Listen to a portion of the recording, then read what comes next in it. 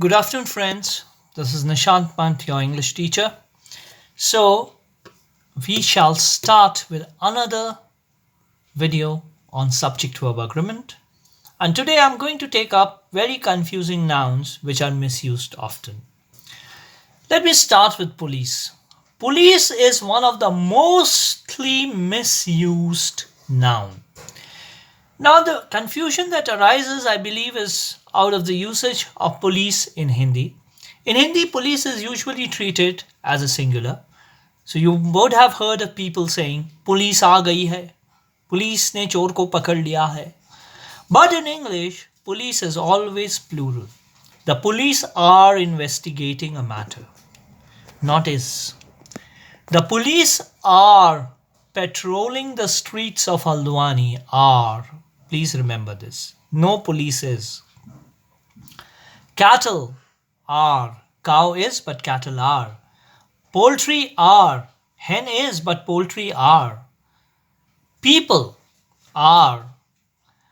Now, I've taken this person versus persons. I have often heard people saying, I met two persons. Oh my, what have you met? I don't understand. Did you meet two people or did you meet two persons? Persons is not to be used in formal English. Please remember that. You will use people as the plural of person. Alright? So people are. Similarly for gentry.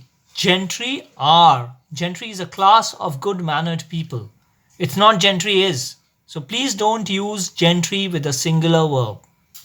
So remember this. People, police, cattle, poultry, gentry. Alright, 3 P's, G and a C. So just remember this. People, police, poultry, gentry, cattle. Alright.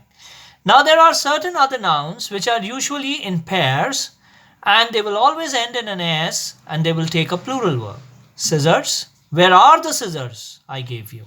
My jeans are blue, not my jeans is. My jeans are. My trousers are dirty. My spectacles are black. My glasses are unclean. Glasses here refers to spectacles. My pajamas are drying on the clothesline. Now, when I say pajamas, I'm not referring to the lower trousers of the pajamas. I'm talking about the whole suit.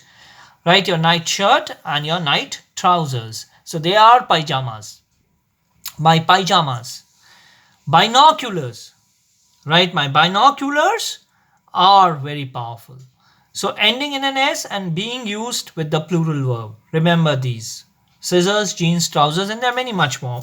Anything that is to do with in a pair. For example, if I say tongs, shears. So there are so many of them. But if I use the word pair with them, then the sentence would change. If I say, I bought a pair of scissors in the market, the pair was good. Because here I'm referring to the pair. I'm not saying scissors. Alright? But if I say I bought scissors in the market, they were good. Then it has to be they. Coming to nouns to be used as singular despite ending in S. Can you think of some such nouns? Some such words? Yes, you have guessed it right. The names of diseases and subjects especially. Mathematics, series, physics, tuberculosis, gymnastics, athletics, electronics, all singular. Mathematics is a good subject. A series of numbers is difficult to solve. Physics is an interesting subject. Tuberculosis is no longer a deadly disease. Gymnastics is what keeps a man healthy. Athletics tells one's true power. Electronics is a good subject to study, or electronics is what keeps me busy throughout the day. So you go to the electronics shop. You don't go to an electronic shop. Alright, you go to an electronics shop.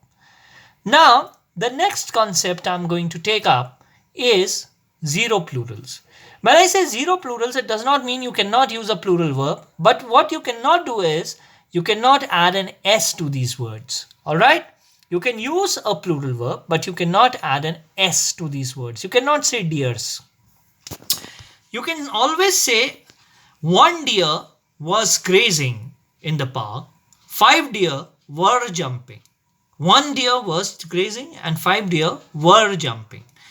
1 sheep was black, 10 sheep were white. But no sheeps, no deers. I saw an aircraft flying, then 10 aircraft without an S followed it. There was a spacecraft, there were spacecraft sent, right? So it has to be without an S, but they can use singular as well as plural verbs. But zero plurals means they cannot take an S after them. Now comes the biggest problem, my dear friends, the fishy problem, I call it, the fishy problem. The problem with the usage of fish.